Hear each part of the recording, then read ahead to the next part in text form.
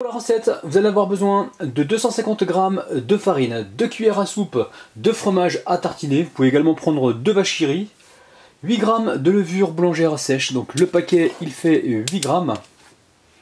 Ensuite, on va récupérer le zeste d'un citron. On aura besoin d'un œuf, 50 g de beurre, 50 g de sucre, une pincée de sel. Il va également vous falloir 70 g de lait tiède. Dans le lait tiède, je mets ma levure sèche.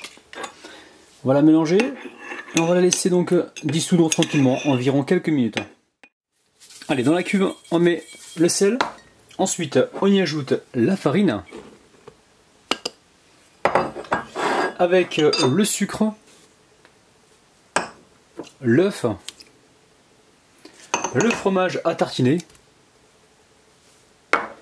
et on va zester un petit peu de citron. Alors vous en mettez selon votre goût, hein. Je vais en prélever un petit peu, histoire de... Ah, pour moi c'est bon. Et surtout quand vous faites cette opération, assurez-vous d'avoir un citron bio. Donc ça coûte quelques centimes de plus, mais franchement ça vaut le coup parce que vous pouvez utiliser toute la peau et c'est meilleur pour votre santé. Allez, on mélange les ingrédients pendant quelques secondes et ensuite on va pouvoir y ajouter la levure et le lait tiède.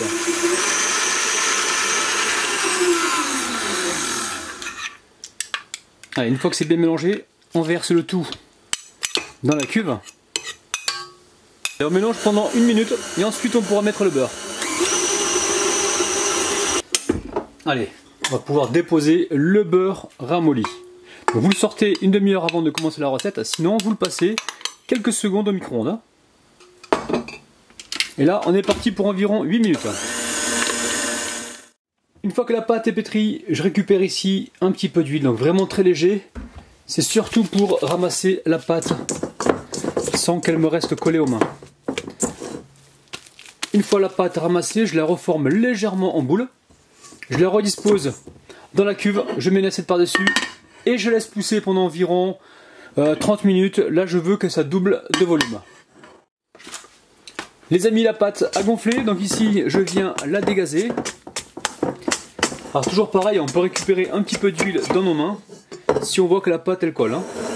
Alors ici j'ai un moule que j'ai donc beurré et là je viens y déposer ma pâte. Et le but du jeu maintenant, ça va être de l'étaler sur tout le fond du moule. Alors de préférence prenez un moule anti-adhésif, hein. Alors dès que c'est fait, on récupère une assiette, on recouvre notre pâte et on va laisser pousser encore une vingtaine de minutes. Là ce qu'on recherche c'est que la pâte repousse légèrement. Alors pour décorer votre brioche, je vous laisse le libre choix. Donc là j'ai badigeonné la pâte avec un jaune d'œuf et 2 cuillères à soupe de lait. Donc ici je récupère du sucre en morceaux et je viens parsemer par-dessus.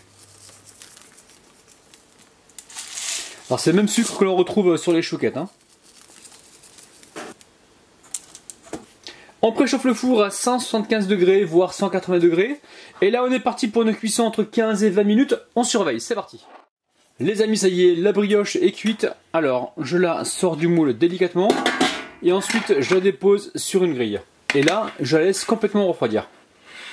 Les amis, regardez-moi un petit peu cette petite merveille. Ça donne juste envie. On passe aux dédicaces.